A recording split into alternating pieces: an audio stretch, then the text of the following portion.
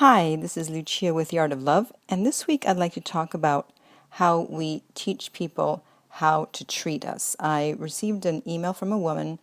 She's 49, and she says that she and her ex are still married, but they've been separated for 4.5 years, and he's living with his girlfriend, and he has been for the past 4 years.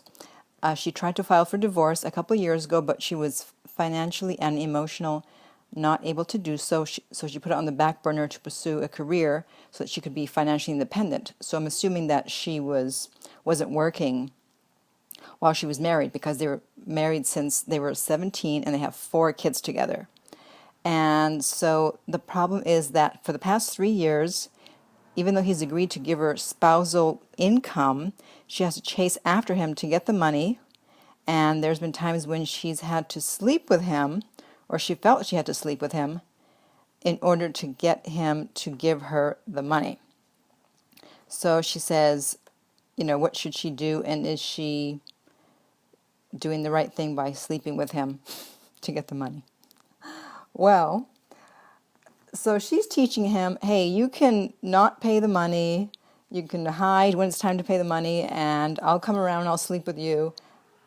And so he's basically thinking, well, great, I can get her to sleep with me. All I have to do is just withhold the money. So here she's teaching him how to treat her. So my advice is, I don't know a lot about divorce, but there must be a way to get a divorce and to get him to pay you income for the child, the children, whatever. I don't know how many over 18. There must be some type of legal aid if you don't have the money, legal aid for women, a mediator, something. I don't know. You have to do research in your city and find out what your options are. But this is not right that he's living with someone else, so he's cheating on her, and you have to chase after him to get money to support yourself and the kids.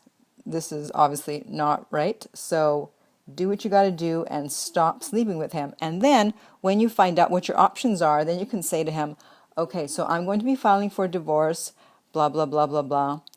And if he says no, then for whatever reasons, then you need to set up a system where you're going to get paid every week or every month, whatever the arrangement is. And if he defaults on that, then you say, okay, then I'm going to file for divorce. So he needs to know that you're not going to be sleeping with him anymore. You're not messing around. You're serious. You need your income from him. And if you're not going to get it, then you're going to file.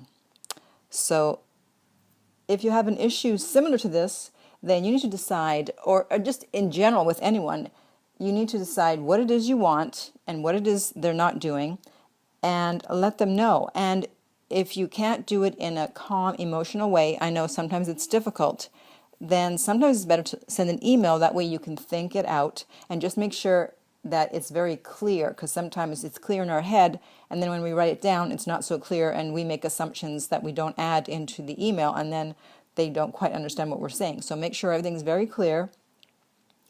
And if you do speak to the person in person, then you say, listen, I want to talk to you about something. I've been feeling blah, blah, blah, and I need this from you. Can you do this? And then they'll explain their side. Sometimes it's a misunderstanding. Sometimes they just don't want to. But if you put up with behavior that you don't want, then you're telling the other person, hey, you can keep treating me like this and I'll still be around. It's okay. I don't mind. And so they just keep doing it. And at some point, you're going to blow up because you didn't say anything. So it's best to nip it in the bud and say something. And they'll have more respect for you because you've shown confidence and respect for yourself. So if you have an issue similar to this that you'd like me to discuss, or any other questions, be sure to reach me at my website, theartoflove.net, and be sure to leave a comment below if you have one. And in the meantime, remember that love inspires, empowers, uplifts, and enlightens.